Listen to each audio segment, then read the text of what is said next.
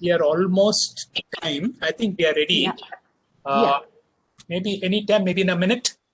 Fine.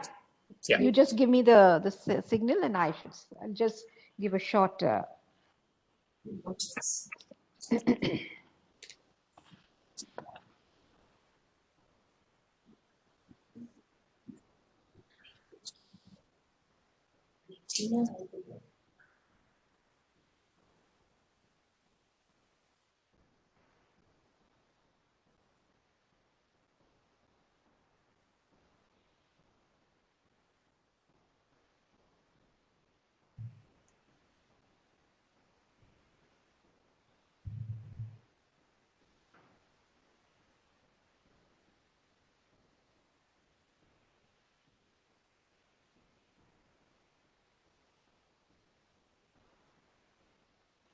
Shall I start, Doctor?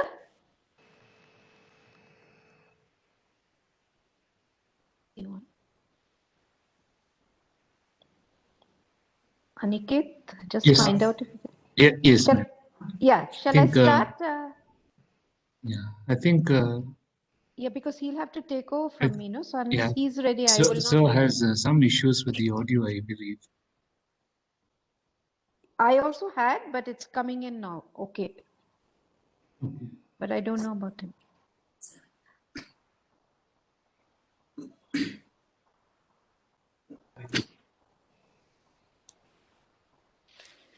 So I think.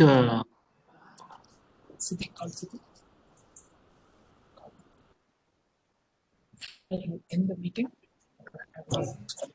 Yes, we see. I see you, sir. Oh, good. Are we ready to start? Yes, ma'am. Shall we Yes, start, sir. Doctor? Shall we start? Yes, we can start. Yes. Okay. Okay.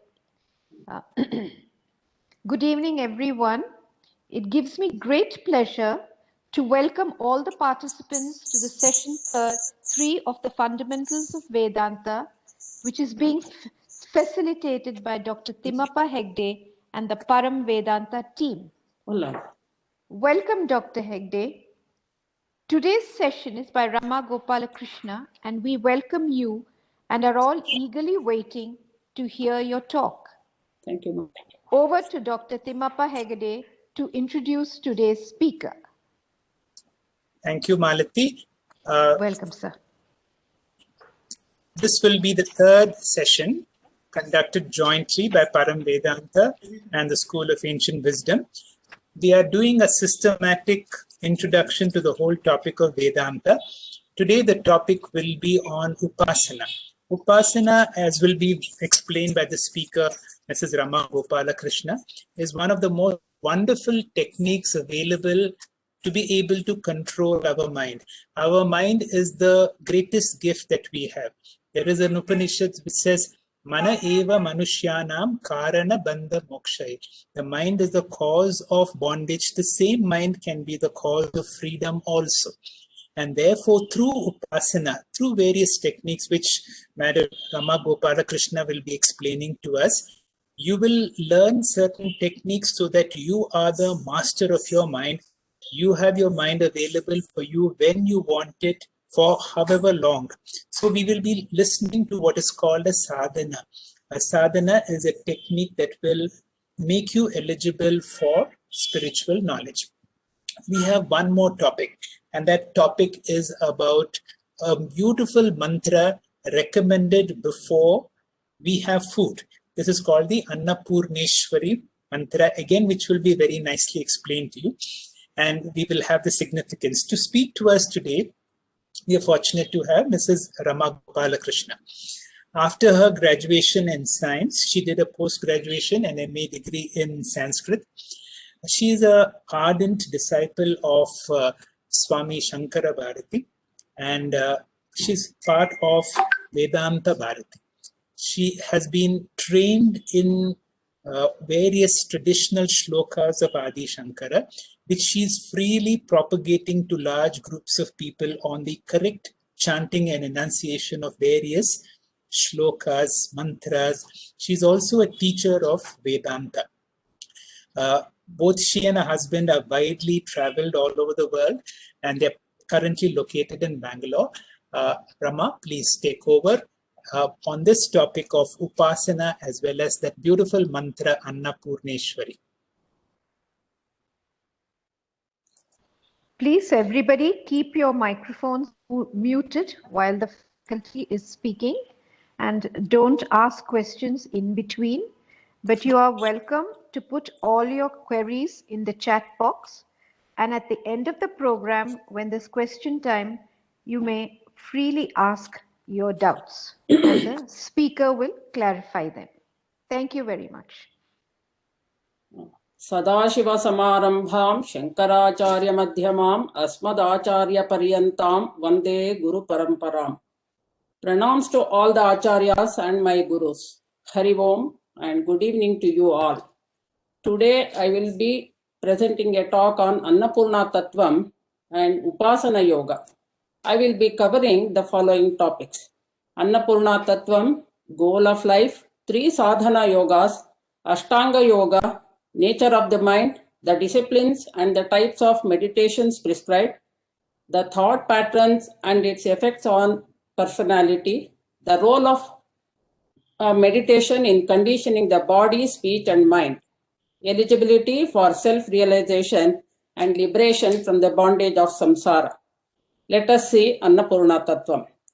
Annapurna is the incarnation of Parvati, who is one of the numerous forms of Shakti. In Sanskrit, Anna means food, Purna means filled completely. In Hinduism, Annapurna is a popular deity and holds a special place because food is considered sacred. Hindus believe that when Annapurna blesses the food, it is converted into Amrita, the nectar of immortality. People offer prayers for her to bless the food and its preparation in the kitchen. Without proper nourishment, one lacks physical health and mental health, which affects their spiritual growth. Those who cook are seen as providing energy that fuels the spiritual journey. Annapurna is said to have appeared on the Akshaya Tritiya day. Akshaya means never diminishing and is ever full. Let us see the Annapurna shloka. Annapurne Sadapurne Shankara Prana Vallabhe Jnana Vairagya Siddhyartham Bhikshandehi Cha Parvati. When Mother Annapurna is worshipped, she blesses her children with nourishment beyond the gross material things that they desire. She blesses them with the attainment of perfection in wisdom and renunciation. Before partaking of any meal, a devotee should offer her food with this prayer: O Mother Annapurna, you are always full, complete and perfect. You are the energy of the beloved Lord Shiva. For attainment of perfection in wisdom and renunciation, please bless us with nourishment. Now, as you see in the next slide, a legend about Annapurna it goes like this.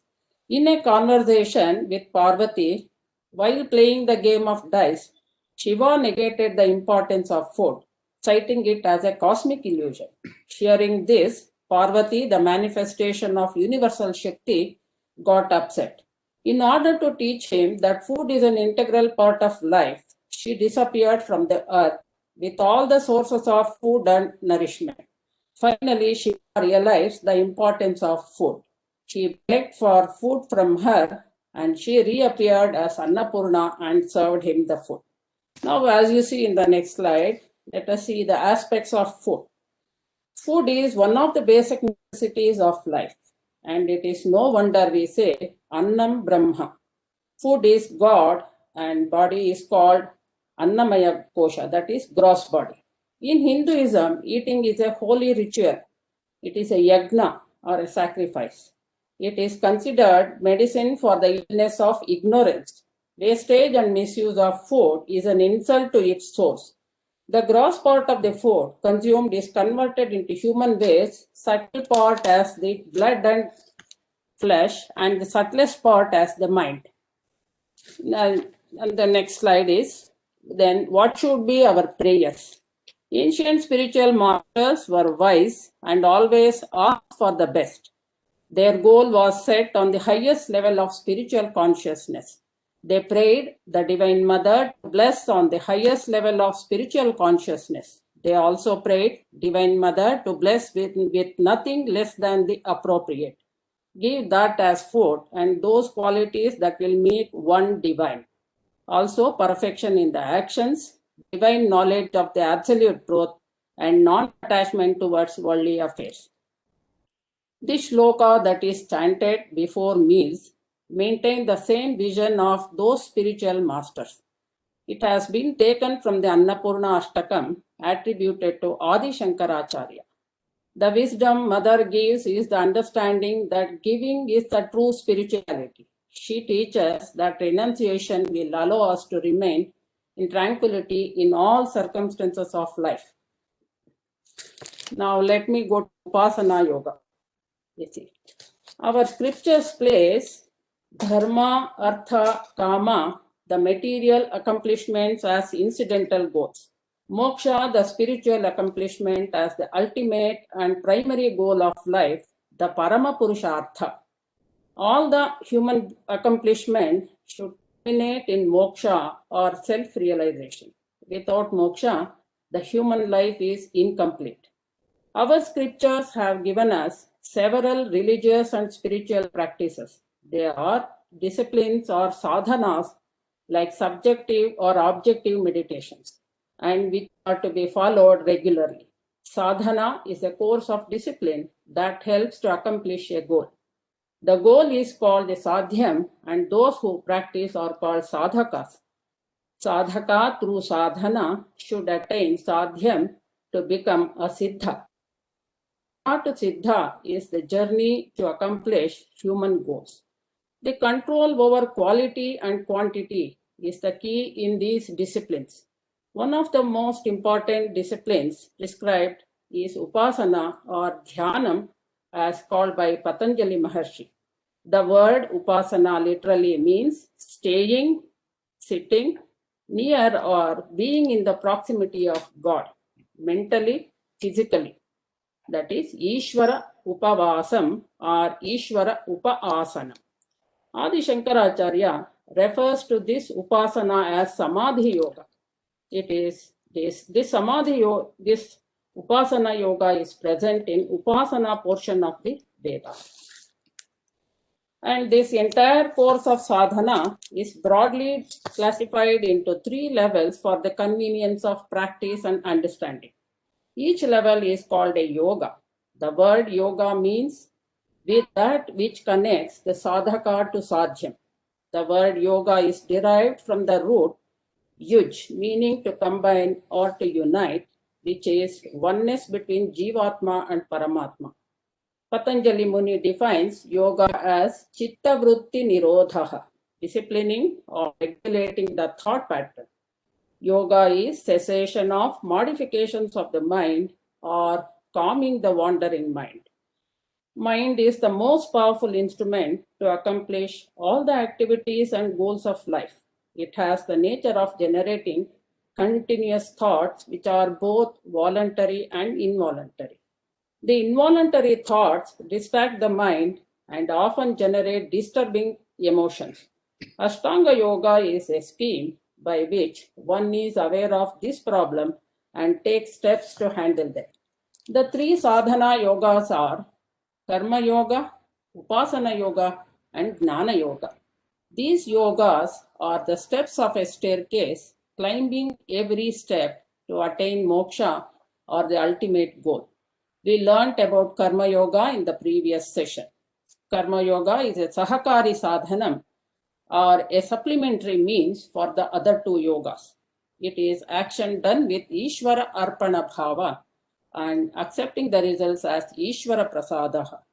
Karma Yoga purifies the mind by diluting raga and dvesha, that is, likes and dislikes.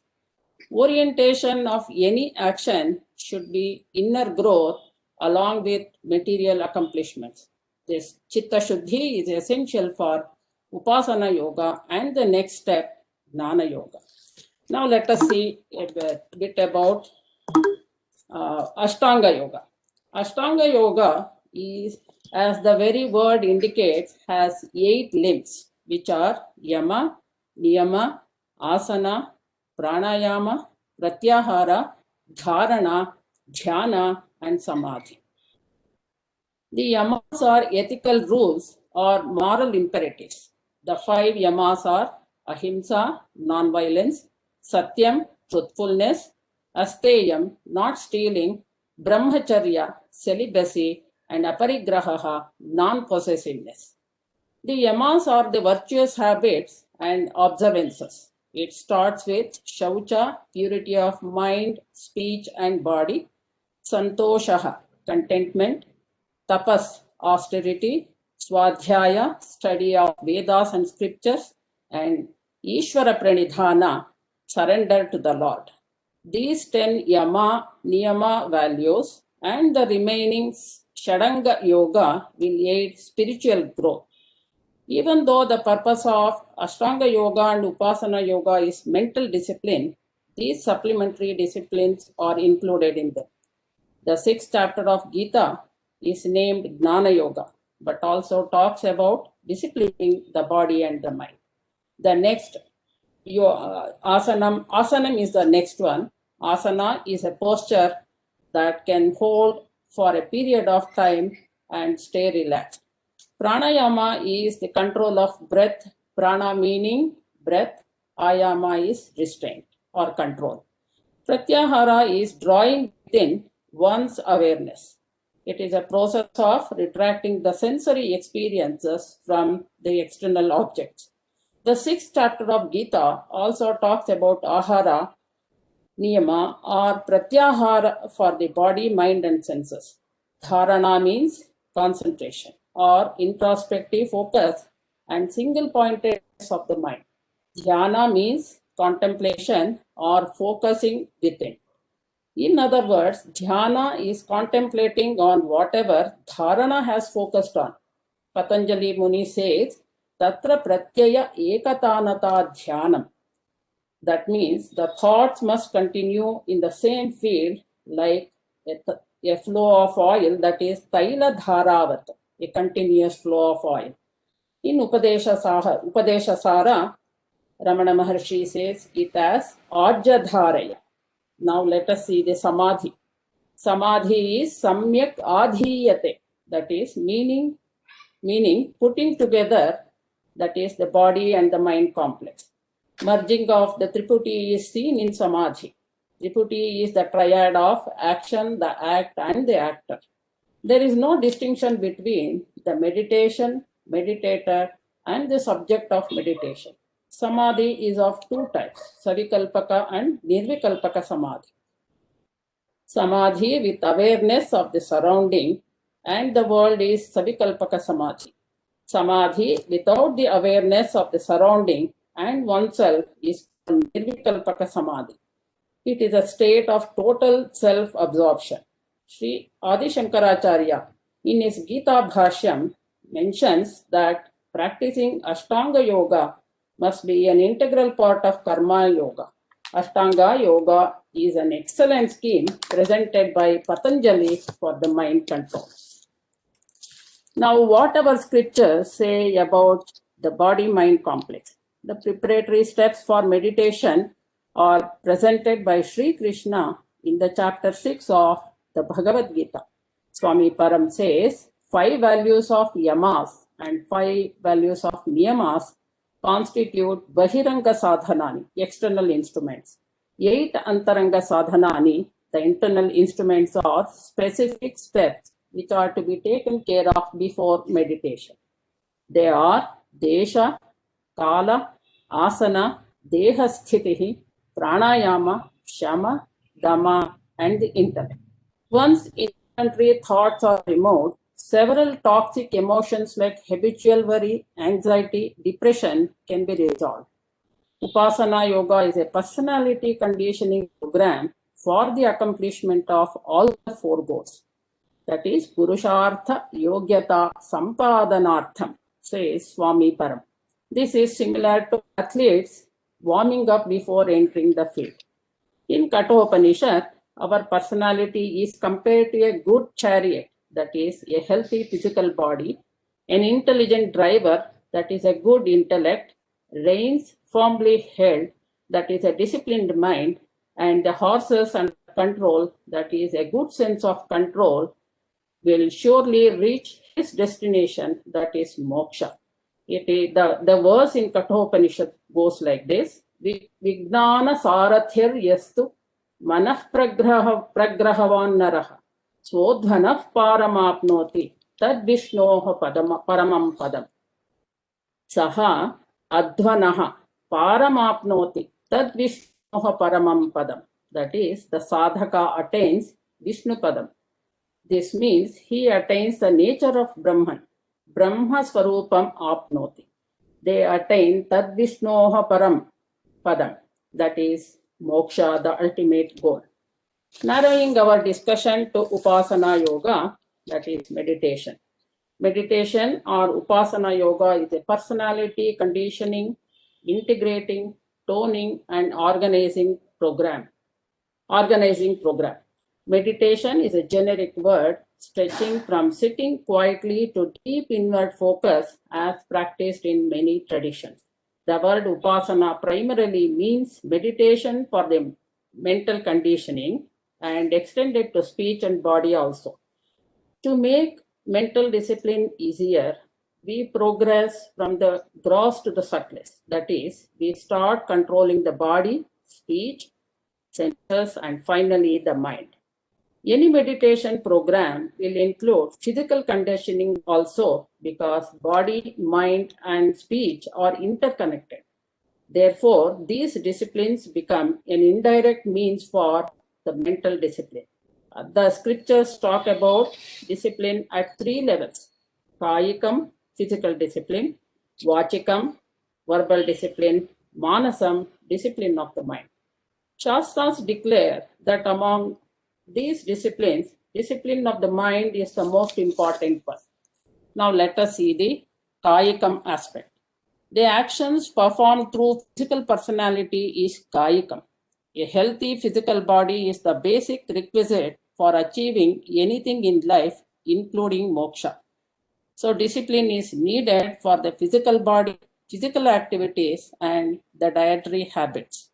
Hence the saying, Sharira Madhyam Khalu Dharma Sadhanam. Even in the Upanishads, we have prayers for good health. In Gita, Sri Krishna mentions about the discipline towards food, both in quality and quantity.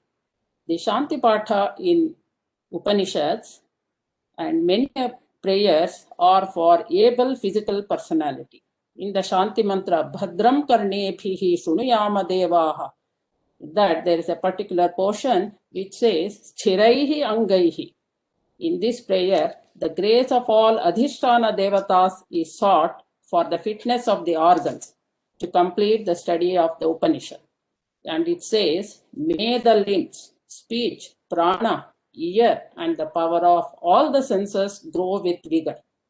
Physical exercises, yoga, dietary discipline are some of the ways to keep the body fit.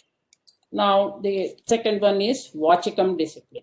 Vachikam discipline is discipline in speech, which is also known as Vaktapas. Bhagavad Padacharya in Viveka Chudamani points out Yogasya Prathamam Dwaram Vang Nirodhaha Aparigrahaha Nirashacha Nirihacha. That is, Yogasya Prathamam Dwaram is the first step of spiritual pursuit. It is Vang Nirodhaha, that is inner silence or Maunam. He also prescribes Shama and Dhamma for the mind and sense control. As a part of Vaktapas, Sri Krishna in the 17th chapter of the Gita talks about observation of 4 parameters. They are Anudvegakaram Vakyam, Satyam, Priyam, and Hitam. The first one is Anudvegakaram Vakyam. All forms of abuse, criticism, blame, denigrations, arguments, or violence. Speech should not hurt anyone. Ahimsa should be practiced at Vachika level. Swami Param says, speech is like a knife. It can hurt and as well help also. The second one is Satyam. Satyam is truthfulness and a stepping stone for the absolute truth. He should sensitize the mind to such an extent that telling a lie should disturb deeply. The pain caused by the lie should be greater than the benefits caused by it. By doing this, the value for truthfulness within is created. Truth in the empirical plane alone will help us to realize Ishvara, the truth at the absolute plane. Every lie takes one farther away from Ishvara. Hence the prayer, Asatoma Sadgamaya, meaning, O Lord, take me away from Asat. Then the third parameter is Vak Tapas. Vak Tapas is Priyam. The speech must be pleasant, soft, polite, and gentle. Avoid using cursing or swearing words. People should only use Mangalakara Shabdam and should not use Amangalakara Shabdam. As we have heard from the prayer, Bhadram Karnebhihi Shunuyama Devaha, meaning, O gods, may we hear auspicious words. The fourth and the final parameter is Hitam. Hitam means whatever is good and beneficial to both the speaker and the listener. Monitoring the quantity and quality of speech is a great discipline. This is accomplished by being alert and deliberate in the speech, in the use of speech. The sense organs are the open gateways through which the external world enters the mind.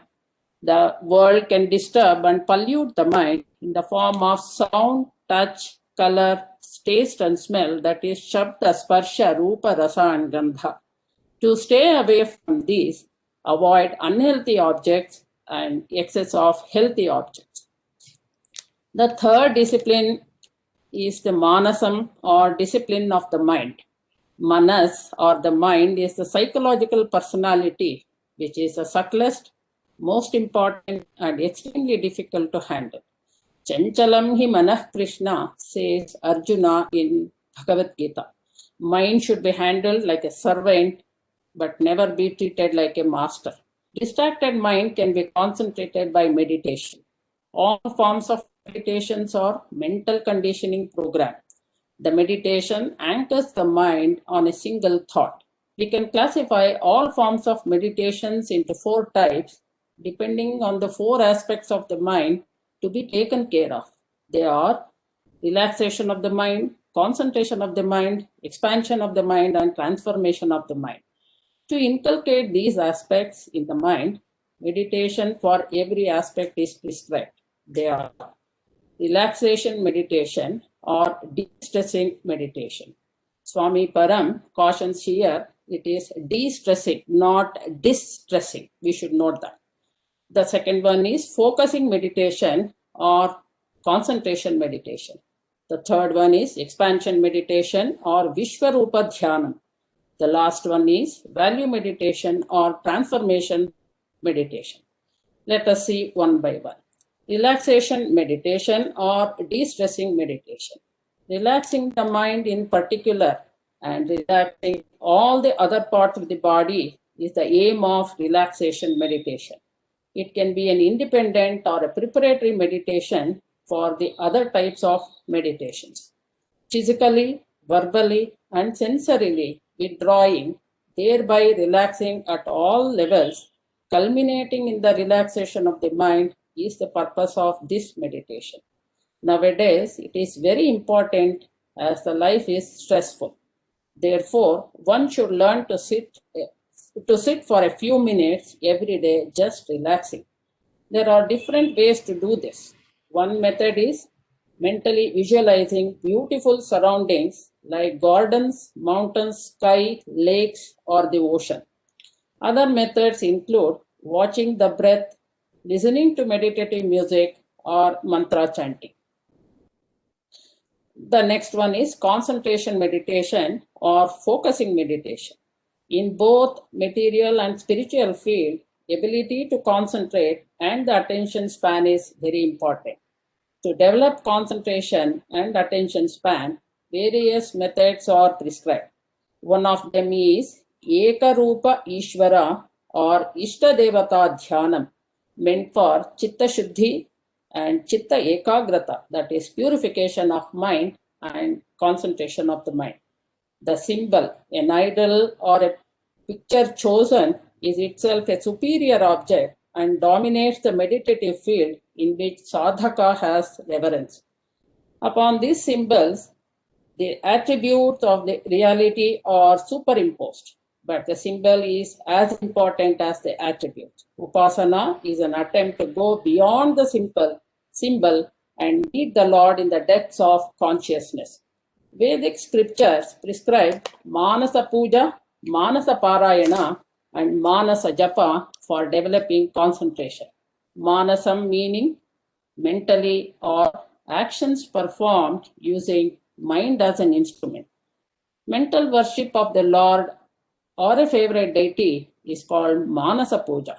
This is again of two types, recitation and repetition type. Recitation is mentally reciting the verses and repetition is mentally repeating a mantra or a nama. Repetitively chanting one name of the Lord or a mantra initiated by a guru is called japa. This japa is of three types. They are loud repetition or vachika japaha, whispering repetition or upamshu japaha, mental repetition or manasa japaha. Generally, this is the order to follow.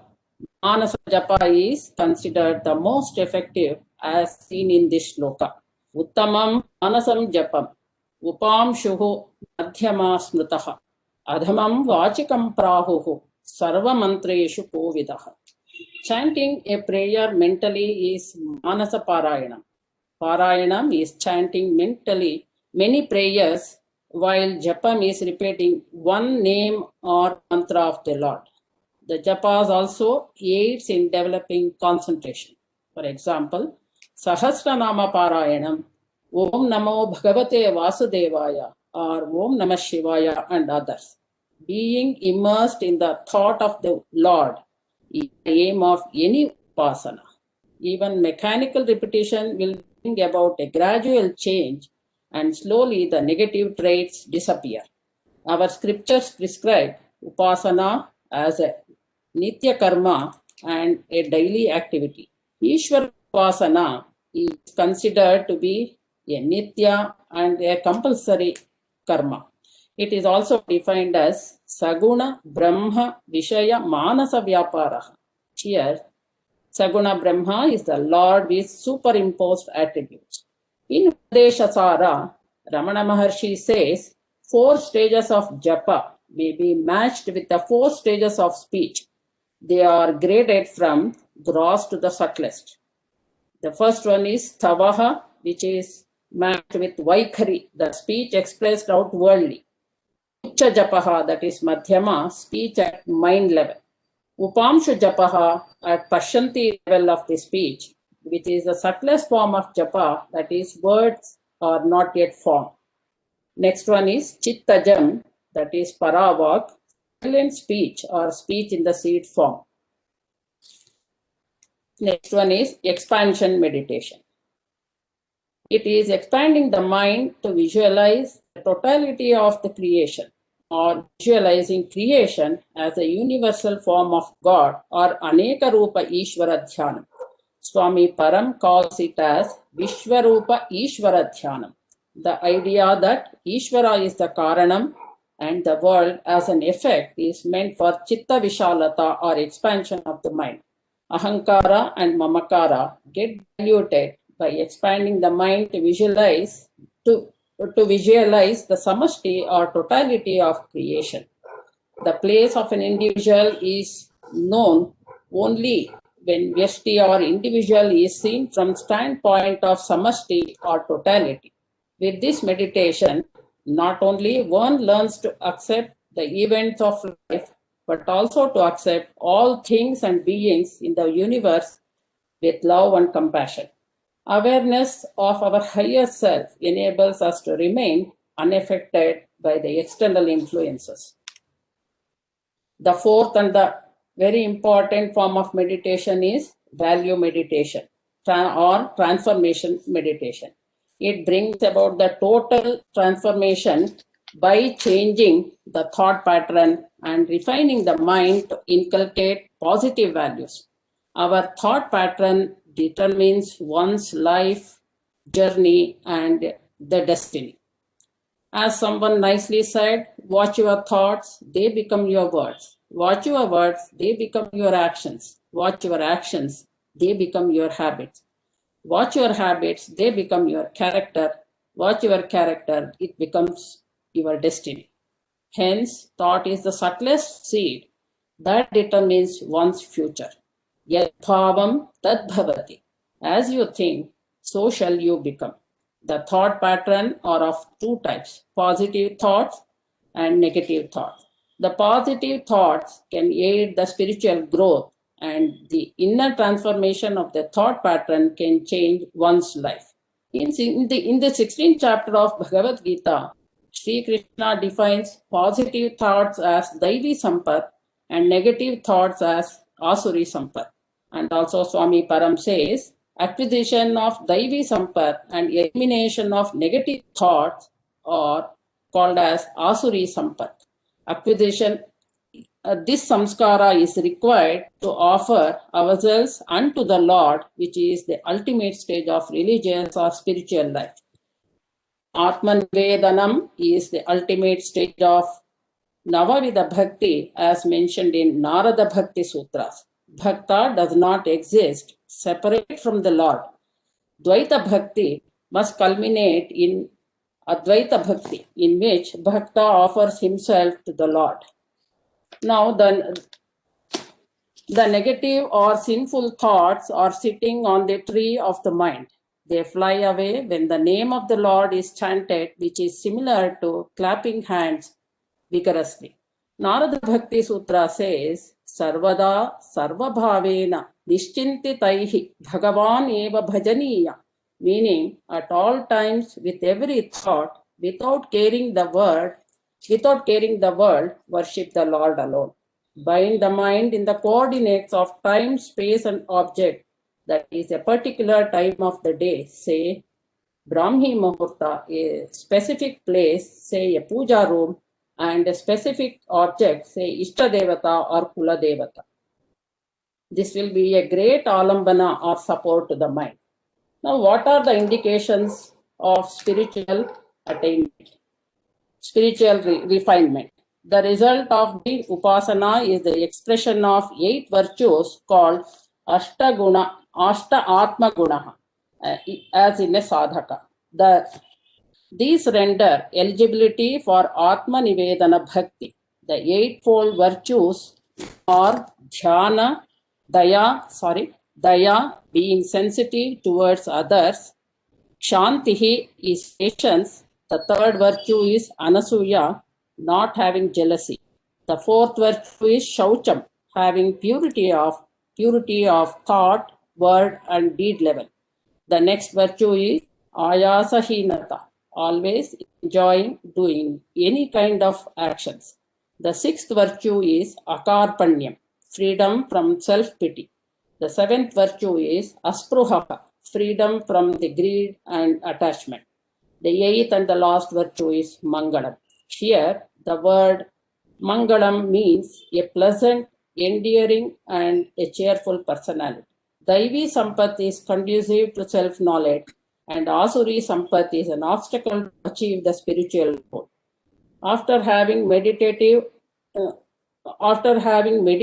on positive thoughts and eliminating negative thoughts, one experiences patience, love, and compassion towards all the beings.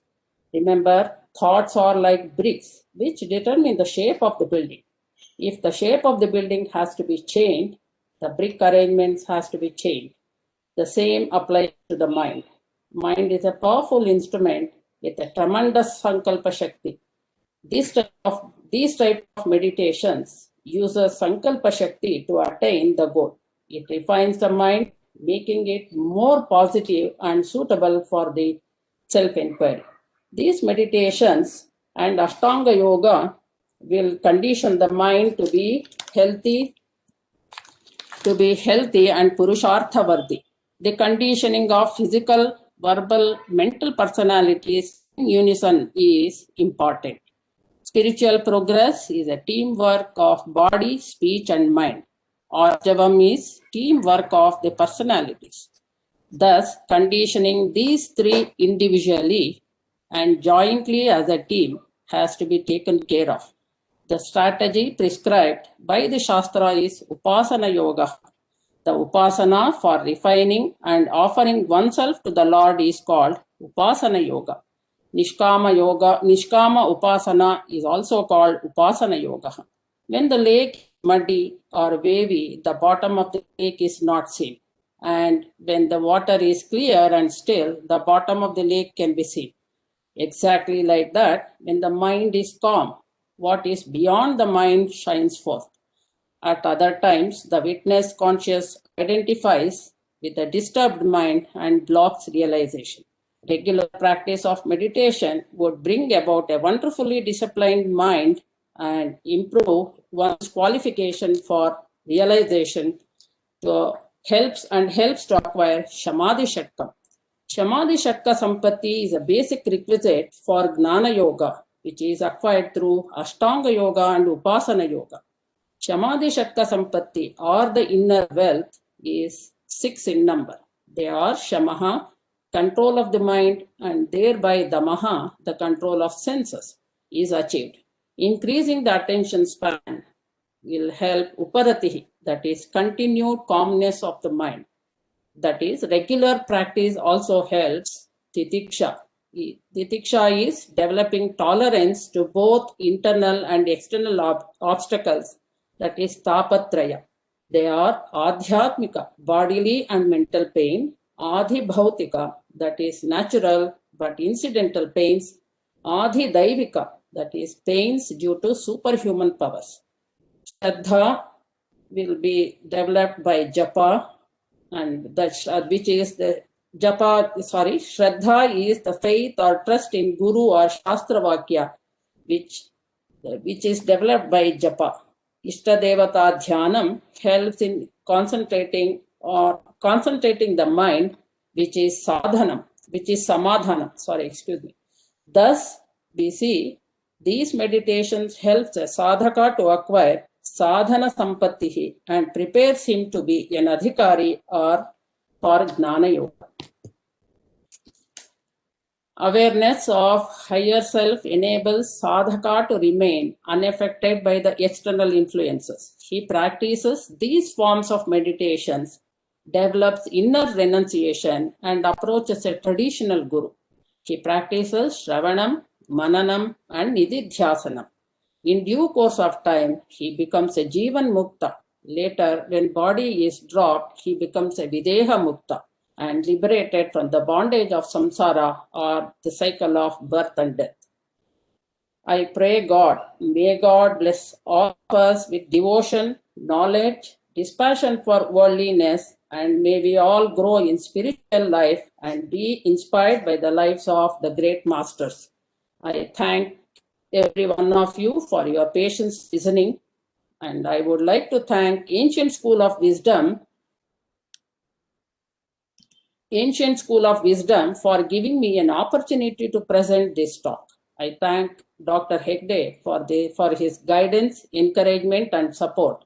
Also, Swami Paramarthananda ji for the resources. Shri Gurubhyo Namaha, Harihi Om.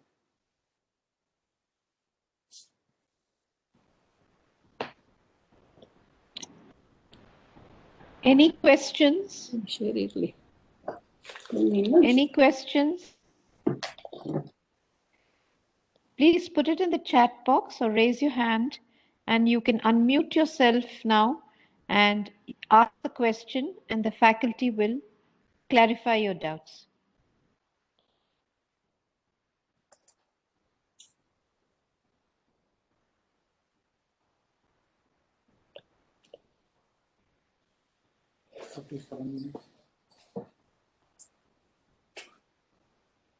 Anybody? Any questions? Any clarifications? Please, you're free to ask. Yes. The path defined by the... Could you speak a little louder? We're not able to hear you. The path defined by the speaker contains the Ashtanga Yoga. Now, there is another school of thought where the chakras are supposed to be made active for eligibility to moksha. What about that aspect? That is called Kundalini Yoga, isn't it? The That's right. 7 chakras of the body. From the Mooladhara, the life That's right. force or the pranic force is initiated. To reach the Sahasrara, it is in the Sahasrara is at the top of the head. That's right. Is it complementary to what you have said, or is it a different field altogether? No, it is a different school altogether, but it is almost the same. You know, this Ashtanga Yoga also helps us to control the breath. That is from the Mooladhara, you have to drive that force until the top of the head. Shiras. Okay, that is through the Sushumna Nadi. Sushumna Nadi, yes, that is what it is, yes. But the Ashtanga Yoga, the Patanjali Yoga Sutra, does not make a mention of it anywhere. Yes, yes. And maybe it's a different school of, is more into ritualism.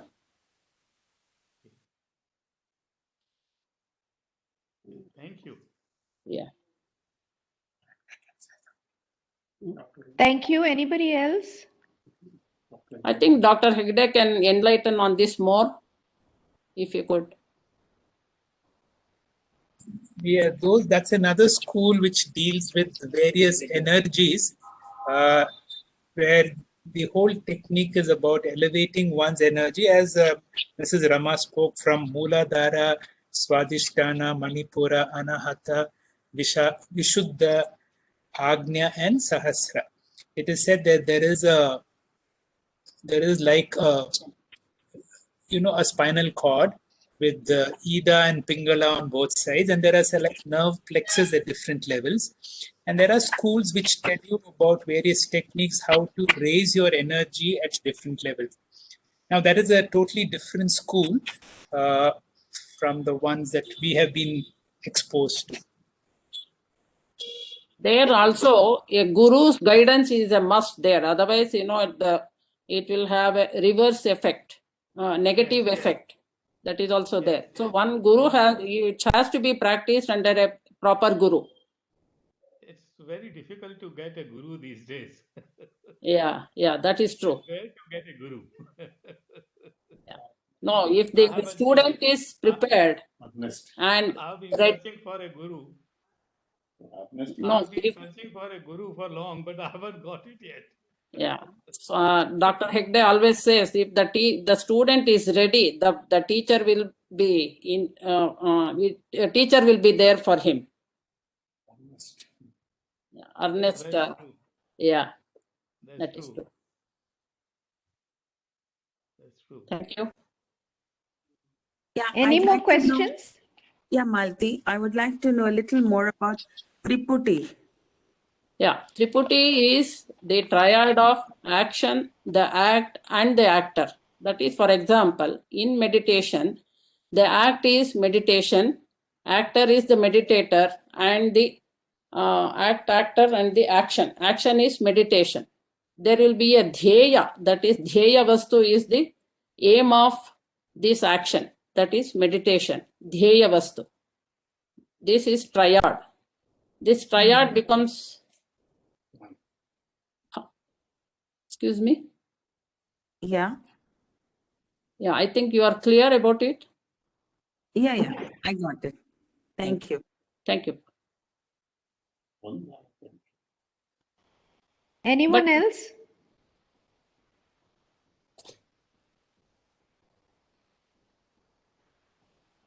All right, so then I think we can conclude. Thank you, Dr. Timmappa Hegde, for facilitating this program. Thank you, Rama Gopalakrishna, for your very interesting and informative talks. The topics on Annapurneshwari, Upasana Yoga, Astanga Yoga, then the allegory of the chariot from the Bhagavad Gita, Kayakam, Vachikam, that is Vaktapas, and Manasam and the different types of meditation were beautifully covered and very interesting. And I'm sure the participants enjoyed every moment of it. And now, on behalf of all the participants and the School of Ancient Wisdom, as well as the organizers, I thank you again. Slide. At this point, let me point out that the fourth part of the series will be on Wednesday, February 10th at 7 p.m. And this is a session by Dr. Anupama on Jnana Yoga and Bhakti Yoga. So please, all of you, do join and make a note of this date. And we're hoping that you'll come in big numbers. Thank you again. Thank you. Hari Om. Shri Gurubhyo Namaha. Thank you. Wonderful. Almost. Is there anything you'd like to say, Dr. Timapa Hegde? Thank you very much. It was a very nice session. Very beautifully made slides, very comprehensively covered. Thank you. Thank you. Thank you. Thank you. How do I get on your mailing list? You can just enter your phone number and name in the chat box, and Aniket will put you on to the School of Ancient Wisdom. Sure. Yeah. Thank you. Yeah. Thank you. Hari Om. Thank you.